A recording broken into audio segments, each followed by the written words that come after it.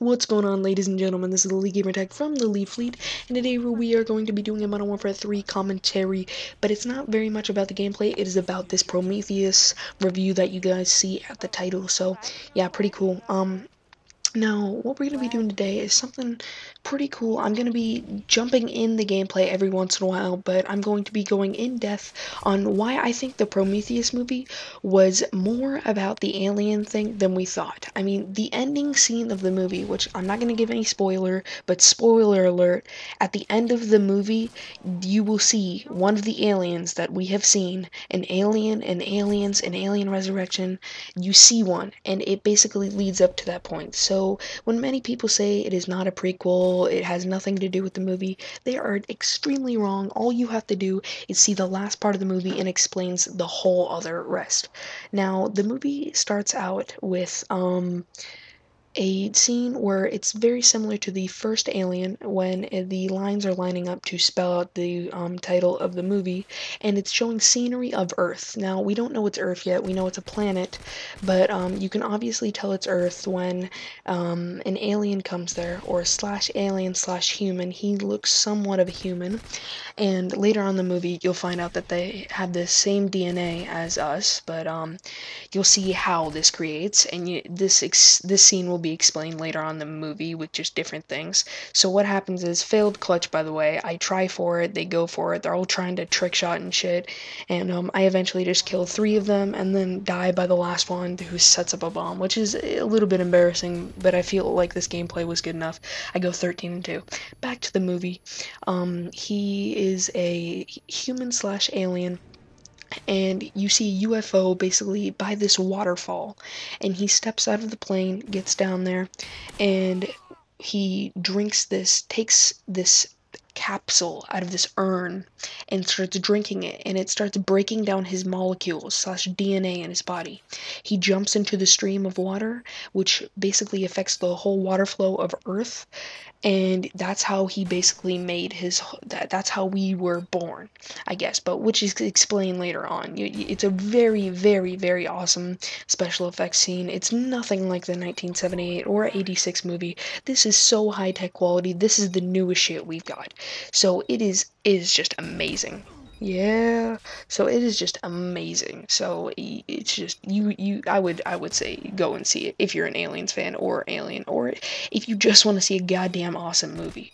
So okay, so after everything happens, they go to another scene where they are in this, it says Scotland. Now, it's just a part of Scotland where nobody really knows, and it's in the mountains, and this girl calls out for her leader or slash assistant, and they find these hieroglyphics of 35,000 years ago or something, of these people pointing up to these stars. Now, they have found the same exact similar pattern of star drawing in other hieroglyphics that they found around the world. So they get sponsored by this company called the Wayland Company. Now, if you don't know what that is, you should know from the Alien slash Alien series of movies. Is said to not be a direct prequel or a prequel to it, but I think that it's the biggest prequel in movie history. I don't know if I just said that or I'm going crazy, but all I know is that, you guys, if you're in for a Alien slash Aliens movie that explains what happened before slash after slash everything, go and see it. So when they start talking about the Wayland Company, it's an old man who is just cured cancer, had all this different stuff that is just very good for society, and they basically rule the world. Now, he sponsors them because he's been trying to look for the makers of the universe for slash humans forever. So when he thinks that they found him out, he buys them a spaceship, and this is the year 2094, so just throwing that out there. And they go to the planet LV-223, which has a moon that has sustainable life environment, which they think is where it is, and which is the only thing that had the star pattern. Now,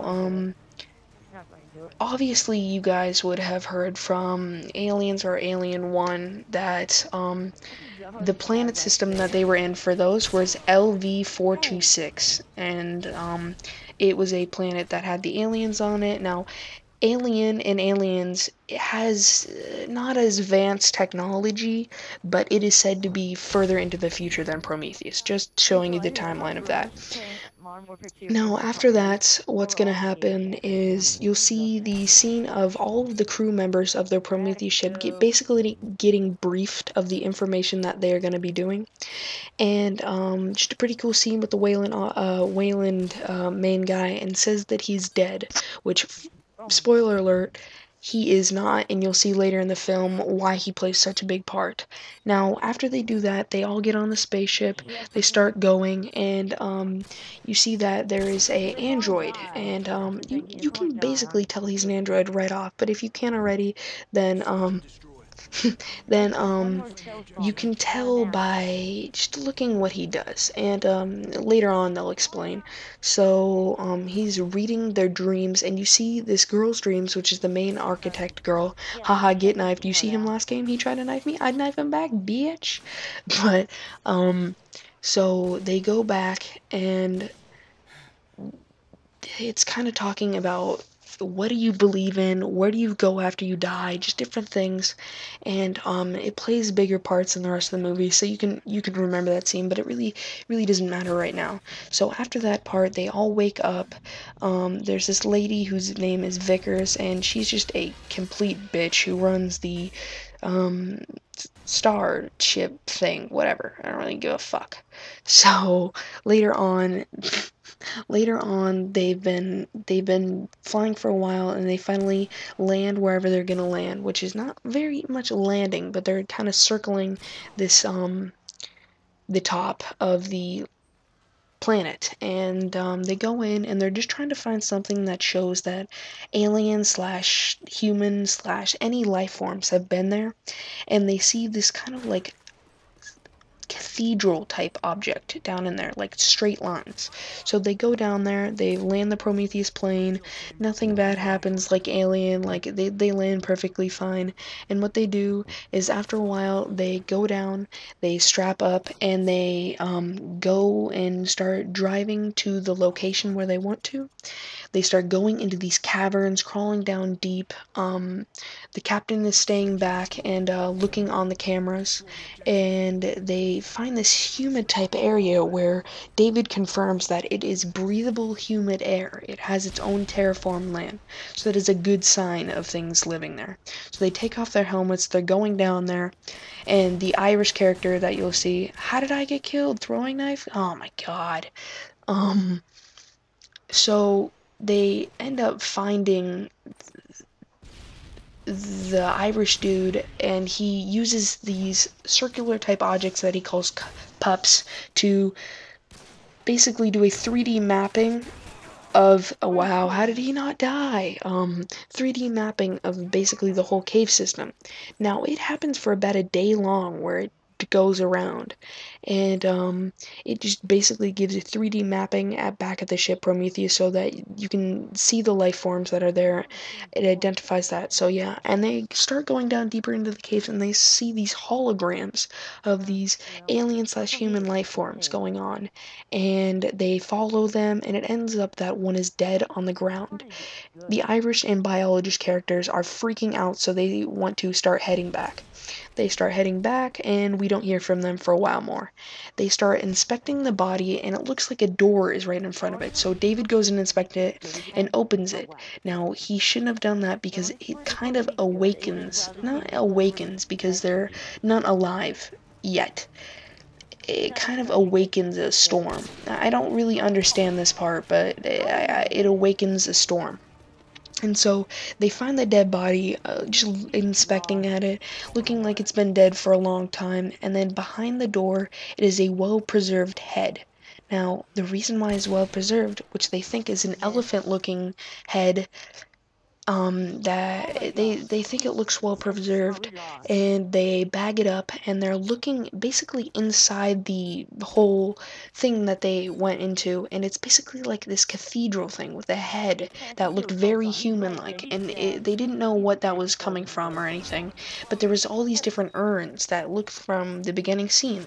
So what they did was David looked inside the urns, looking that there was this black goo and alien type shit in there. So sneakily, he takes some back while they're inspecting around the thing, and they start running away because Prometheus, the captain of the ship, notifies them that a big storm is coming, and they have to make it before, or they're gonna close the doors. Bitch ass Vickers says that, the girl of the main ship.